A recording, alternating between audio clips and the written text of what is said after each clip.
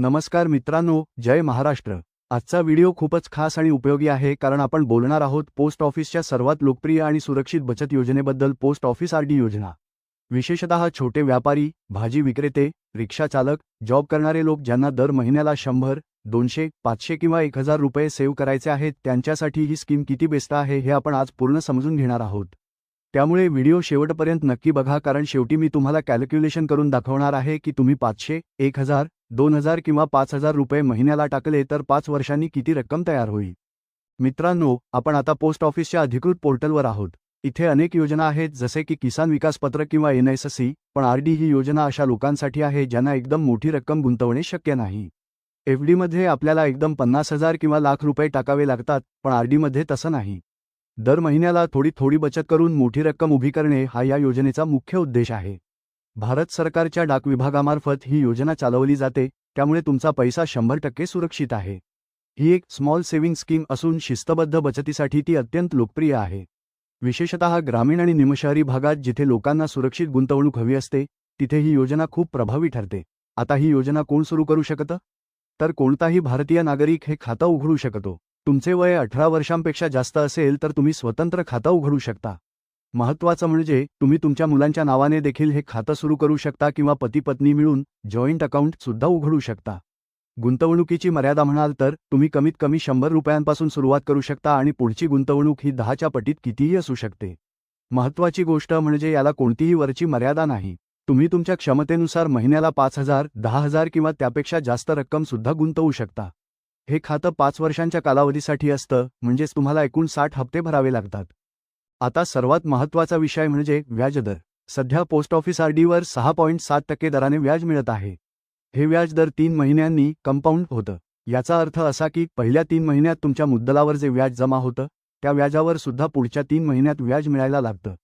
यालाच चक्रवाढ व्याज म्हणतात आणि यामुळेच 5 वर्षांच्या शेवटी मिळणारी रक्कम ही साध्या व्याजापेक्षा जास्त असते। जर तुम्हाला 5 वर्षांनंतर पैशांची गरज नसेल तर तुम्ही अर्जाद्वारे ही मुदत पुन्हा 5 वर्षांसाठी वाढवून घेऊ शकता। व्याजाचे दर सरकार दर तिमाहीला बदलू शकते, पण एकदा तुम्ही गुंतवणूक सुरू केली की जो दर निश्चित होतो तो तुमच्या मॅच्युरिटीपर्यंत तसाच राहतो। गुंतवणूक करताना काही गोष्टींची काळजी घेणे गरजेचे आहे।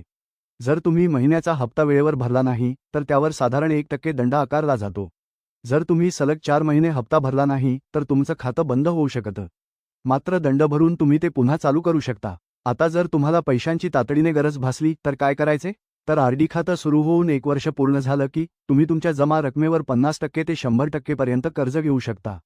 तसेच जर तुम्हाला खातं मुदतपूर्व बंद करायचं असेल तर 3 वर्षांनंतर तुम्ही ते बंद करू शकता। पण लक्षात ठेवा, मुदतपूर्व बंद केल्यास तुम्हाला 6.7% ऐवजी फक्त बचत खात्याचे साधारण 4% व्याज मिळेल, त्यामुळे शक्यतो 5 वर्ष पूर्ण करण्याचा प्रयत्न करा। चला तर आता आपण कॅल्क्युलेटरवर पाहूया की तुमची गुंतवणूक कशी वाढेल। समजा तुम्ही दर महिन्याला 500 रुपये भरताय तर 5 वर्षांत तुमचे 30,000 रुपये जमा होतील आणि तुम्हाला 35,681 रुपये मिळतील। जर तुम्ही महिन्याला 1000 रुपये भरले तर 60,000च्या गुंतवणुकीवर तुम्हाला 71,369 रुपये मिळतील।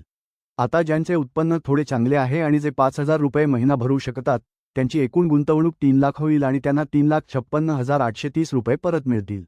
म्हणजे साधारण 56,830 रुपये फक्त व्याज मिळेल। आता थोडंसं SBI आरडीशी तुलना करून बघूया। SBI मध्ये सुमारे 6.5% व्याज मिळतं, तर पोस्ट ऑफिस आरडीमध्ये 6.7% मिळतं।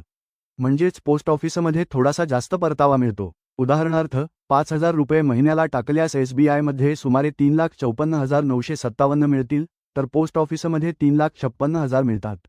म्हणजेच साधारण 2000 रुपयांचा फरक पडतो। आता फायदे आणि तोटे पाहूया।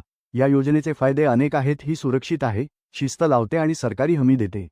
मध्यमवर्गीय कुटुंबांसाठी ही बेस्ट स्कीम आहे, पण याचे काही तोटे किंवा मर्यादा सुद्धा आहेत। जसे की यात तुम्हाला कलम 80C अंतर्गत कर सवलत मिळत नाही।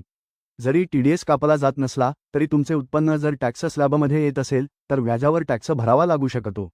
तसेच शेअर मार्केटच्या तुलनेत याचा परतावा कमी वाटू शकतो, पण सुरक्षिततेच्या दृष्टीने ही योजना अव्वल आहे। जर तुम्हाला टॅक्स फ्री गुंतवणूक हवी असेल तर तुम्ही सुकन्या समृद्धी किंवा PPFचा विचार करू शकता, ज्यावर आपण आधीच व्हिडिओ बनवले आहेत। तर मित्रांनो, ज्यांना जोखीम न घेता थोड्या थोड्या रकमेतून मोठी बचत करायची आहे, त्यांच्यासाठी पोस्ट ऑफिस आरडी हा एक उत्तम मार्ग आहे। तुम्ही तुमच्या जवळच्या पोस्ट ऑफिसमध्ये जाऊन आधार कार्ड, पॅन कार्ड आणि फोटो देऊन हे खाते आजच उघडू शकता। तुम्ही online India post payments bank IPPB द्वारे सुद्धा पैसे भरू शकता। ही माहिती तुम्हाला कशी वाटली कमेंटमध्ये नक्की सांगा. चॅनलला सबस्क्राईब करायला विसरू नका आणि हा व्हिडिओ गरजू मित्रांना शेअर करा. लवकरच भेटूया नवीन माहितीसह. धन्यवाद.